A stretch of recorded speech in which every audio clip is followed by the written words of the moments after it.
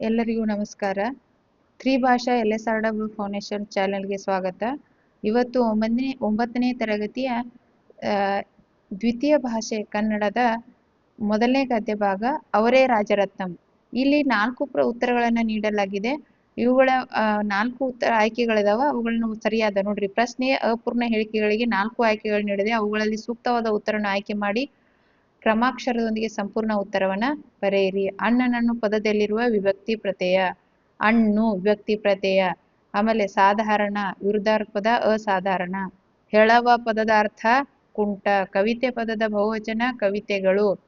ಕೆಳಗಿನಲ್ಲಿ ಸುವರ್ಣ ದೀರ್ಘ ದೇವಾಲಯ ಆಲಯ ದೇವಾಲಯ ಸುವರ್ಣ ದೀರ್ಘ ಸಂಧಿ. ಒಂದೇ ವಾಕ್ಯ ಪ್ರಶ್ನೆಗಳಿಗೆ ಉತ್ತರಿಸಿ. ಕುವೆಂಪು ಅವರನ್ನು ಮನೆಯವರೆಲ್ಲ ಏನೆಂದು ಕರೆಯುತ್ತಿದ್ದರು? ಕುವೆಂಪು ಅವರನ್ನು ಮನೆಯವರೆಲ್ಲ ಅಣ್ಣ ಎಂದು ಕರೆಯುತ್ತಿದ್ದರು. ಕುವೆಂಪು ಅವರ ಮಕ್ಕಳು ಭಿಕ್ಷುಕನೆಂದು ಭಾವಿಸಿದ ಕವಿ ಹೆಸರೇನು? ಕುವೆಂಪು ಅವರ ಮಕ್ಕಳನ್ನು ರಾಜರತ್ನಂ ಅವರನ್ನು ಭಿಕ್ಷುಕ ಎಂದು ಭಾವಿಸಿದ್ದರು. ಕುವೆಂಪು ಅವರ ಮಕ್ಕಳು ಚಿಕ್ಕವರಿರುವಾಗ ಕವಿತೆಗಳನ್ನು ಏನೆಂದು ತಿಳಿದಿದ್ದರು?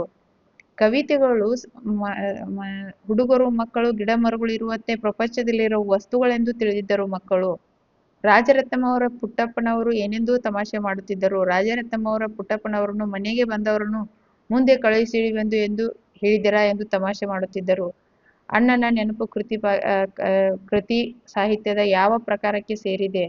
ಜೀವನ ಚರಿತ್ರೆ ಕುವೆಂಪುರ ಬದುಕಿನ ಚಿತ್ರವನ್ನು ಒದಗಿಸುತ್ತದೆ. ಸಿದ್ದೇಶ್ವರಾನಂದರು ಯಾವುದಕ್ಕೆ ಬದ್ಧ ವಿರೋಧಿಗಳಾಗಿದ್ದರು? ಸಿದ್ದೇಶ್ವರಾನಂದರು ಭಿಕ್ಷಾ ಪ್ರವೃತ್ತಿಗೆ ಪ್ರಚೋದನೆ ನೀಡುವುದಕ್ಕೆ ಬದ್ಧ ವಿರೋಧಿಗಳಾಗಿದ್ದರು.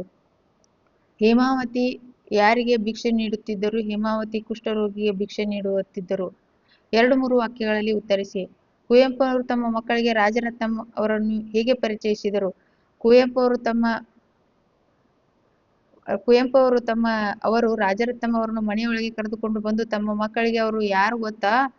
ಮಕ್ಕಳು ಪಿಳಿ ಕಣ್ಣು ಬಿಡುತ್ತಿರುವುದನ್ನು ನೋಡಿ ನಿಮ್ಮ ಪುಸ್ತಕದಲ್ಲಿ ಬಣ್ಣದ ತಗಡಿನ ತುತ್ತೂರಿ ಕಾಸಿಗೆ ಕೊಡುವನು ಕಸ್ತೂರಿ ಓದಿದಿರಲ್ಲ, ಆ ಕವಿತೆಯನ್ನು ಬರೆದವರು ಎಂದು ಹೇಳಿ ಪರಿಚಯಿಸಿದರು. ರಾಜರತ್ನಂ ಅವರ ವೇಷಭೂಷಣ ಹೇಗಿದ್ದವು?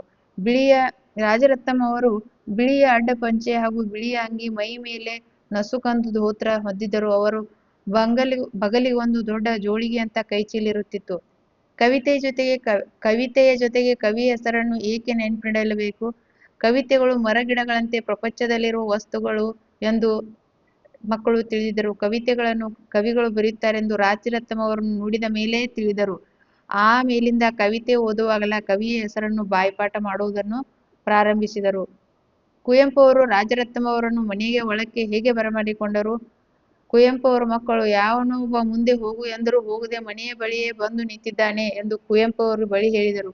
ಕುವೆಂಪು ಅವರು ಬಂದು ನೋಡಿದವರೇ ಗುರುತು ಹಿಡಿದು ಬನ್ನಿ ಎಂದೆನ್ನುತ್ತಾ ಅವರೇ ಸರಸರ ಮುಂದುವರೆದು ಗೇಟು ತೆಗೆದು ರಾಜರತ್ನಂ ಅವರನ್ನು ಮನೆಯೊಳಕ್ಕೆ ಕರೆದುಕೊಂಡರು. ಕುವೆಂಪು ಅವರು ಮಕ್ಕಳನ್ನು ಕಂಡಾಗಲೆಲ್ಲ ರಾಜರತ್ನಂ ಅವರು ಏನೆಂದು ತಮಾಷೆ ಮಾಡುತ್ತಿದ್ದರು? ಕುವೆಂಪು ಅವರು ಮಕ್ಕಳನ್ನು ಕಂಡಾಗಲೆಲ್ಲ ಏನಪ್ಪಾ ಒಳಗೆ ಬರಬಹುದಾ ಅಥವಾ ಮುಂದೆ ಹೋಗಬೇಕಾ ಎಂದು ತಮಾಷೆ ಮಾಡುತ್ತಿದ್ದರು. ಈ ಕೆಳಗಿನ ಪ್ರಶ್ನೆಗಳನ್ನ ಮುಂದಿನ ಭಾಗದಲ್ಲಿ ನೋಡೋಣ. ಧನ್ಯವಾದಗಳು. ನಮಸ್ತೆ.